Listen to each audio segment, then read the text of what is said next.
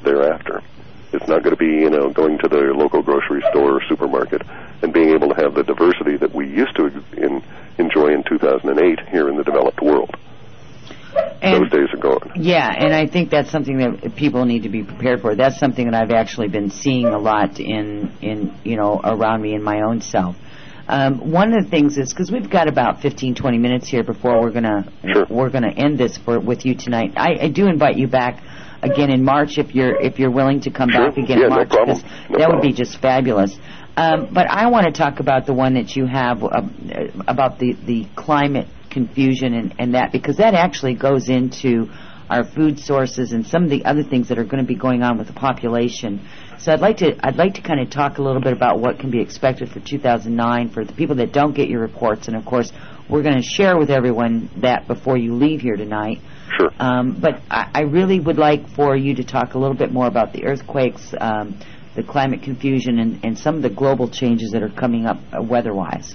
Yeah, we've got a condition that we've been seeing for a number of years that we had initially labeled as the global coastal event, and we're now renaming it as the global coastal phenomenon because it really spans 5 months with some intensity this year and will continue on for a number of years. But the climate confusion is going to manifest in several different ways.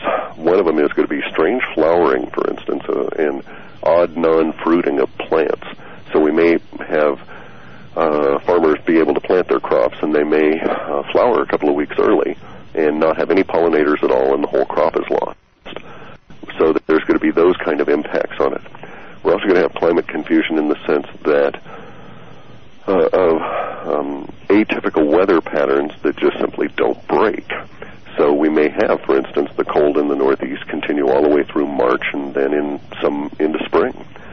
We may have a situation where we're going to have vast quantities of rainwater, and the issue won't be drought so much as totally restructuring of the land due to all of the runoff and flash flooding and this kind of thing that will also affect food supplies. And many of these things are going to cause issues globally with population and where the population density is congregated. Now, a lot of this does appear to be related to the idea that the global coastal event will be an increase in the level of the ocean and that we're going to have some severe level of oceanic distress. The oceanic distress may be, the symptoms of it may include, for instance, the total shutdown of all mechanized fisheries. There may just not be enough fish to supply your local fish place. And basically, the mechanized large-scale fleets will just be useless because we won't be able to fish that way anymore. The food supplies at any given level are going to be impacted by the changes in the climate, part of which appears to be related to the loss of the heliosphere around our solar system as well as the shrinkage of it. It's lost 25% of its volume since the year 2000, and also the shrinkage of the magnetosphere that actually is our magnetic field around our planet Earth. Now, when that shrinks, it doesn't shrivel really, but what happens is these large holes open up in the Arctic and the Antarctic, and the cold weather actually moves further down into the temperate zones. Thus, the big Arctic blasts that have dumped an extraordinary 2+ feet of snow here and have got us down into minus 40 degrees across the Northeast. And it's because, and yet it's warmer in Alaska and in the Arctic Circle areas than it is in the Northeast. And that's because everybody thinks, or we've been taught by our very poor education system that the poles of the Earth are cold because the angle of the sun is less direct and is more oblique, and therefore not as much energy gets there.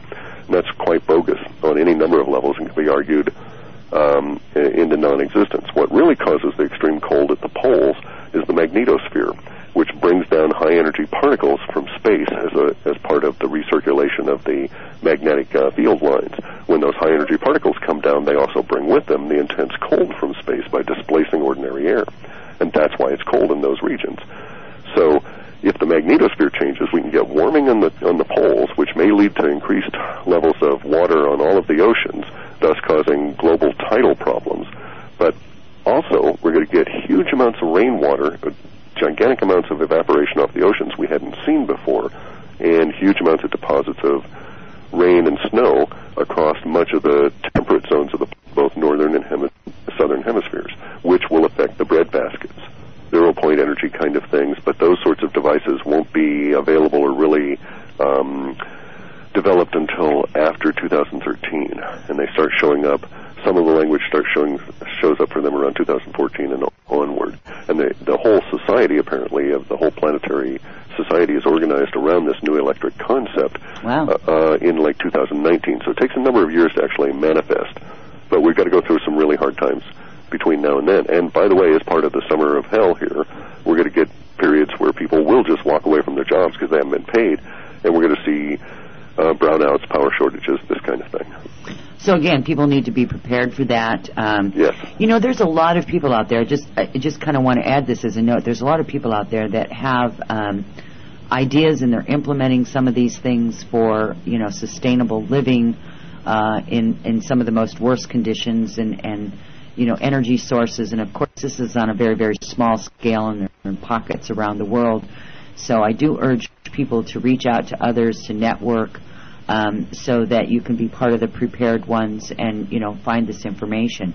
Because that's the reason why Clif is here. That's the reason why you're here. That's why you decided to run these reports. You knew there was something to it. Right, and we can get prepared. We have the concept of SOCs, self-organizing collectives. And that's basically what it is. If you've got a good idea for energy, forget about the old paradigm of becoming a CEO of a General Electric kind of a deal based on your invention, because that's not how the way of the world is going to operate in the future. You need to find others that are doing similar things and share that knowledge, because we all need to work in a more species-oriented basis just to be able to get through the changes in the next few years. And one of the things that I did want to ask you about, too, is if there's been anything that showed up in any of your latest reports in regards to health care for people. You know, I mean, obviously, as this world kind of crumbles, we can expect some very dire conditions to exist relative to the current way in which we think about health care. And the powers that be have already started to change their language in terms of how they deal with it. And that actually is one thing that so far is coming out of the new Obama administration that we caught early and we're seeing an increase of, and that is that their intense shift from the old way of business as usual, making the healthcare individuals rich, to trying to create a whole new paradigm for healthcare as we go forward. And they must recognize that the healthcare system here in the U.S. will break down, and it may account for millions of deaths, simply because we won't have the wherewithal in the form of cash or money to support the structures that we have now that are keeping a lot of people alive. Yeah, that's been a concern of mine, because there's a lot of people that are on, you know, life support systems, even in their own homes, right, that require electricity or power of some sort. And then, you know, you think about all the people in the hospitals worldwide and certainly nationwide, you know, that would rely on that. And so there's a lot of things that and the only reason I'm bringing this up, Clif, is to let people start expanding in their own personal lives on what this would look like for them. And certainly to, you know, maybe look for alternatives and to seek answers, you know, alternatively for what may be beneficial to their own family, to their own friends, to their neighborhood, whatever the case be. Sure. If you have some warning, maybe you can do a little bit of stuff now. Yeah, you can certainly, and you know, time is, of course, that being relative, it's coming on us really, really quickly, because, you know, again, my thing that really piqued me in all of this, the whole thing was the quiet time between Obama's inauguration and the 26th. That just sat there with me, and there's something significant. Although I can't name it for you, I you know, don't really quite understand it. All I can tell you is there's something very quite significant about that silent time. Well, and you may prove to be very prescient on that, and we'll see in just a few days. Absolutely, we will. And, you know, I mentioned that you were going to be back on in March, and, of course, I have a lot of people in my chat box that was, like, in there, you know, yelling, going, oh, no, you need to have them on more often. So, you know, we'll get together and we'll see what happens with that. And because your reports are coming out, you know, weekly with this, and certainly there's a lot of language each time that you post these. There's a lot more in-depth information on each topic as it goes through. And so it becomes either clearer or it goes away. It says, nope, wait, this is how this has changed or fluctuated. Sure, or been fulfilled, or the language has been expressed, or whatever, yeah. Yeah, and it's really fascinating to get in here and to read your reports. I'm always just mesmerized by them, because it does allow me to click through things, and, you know, it resonates with me on a level that's not explainable. So it's been very interesting, my introduction to you, and certainly with all this wonderful stuff. And I've listened to some of the other shows you've done, and it's just you're doing good work. And I just want to let you know that. And my audience out there, the people in the chat box, just love you, and they want to thank you very much for being here. Sure, no problem at all. And also, just as an aside, in your line of work, put out a few feelers. Maybe you'll be the person that will bring those NASA whistleblowers out. I would love to. I invite anyone to come forward. I'm certainly open to talking with anyone, conversing with anyone. That's part of what I'm here for.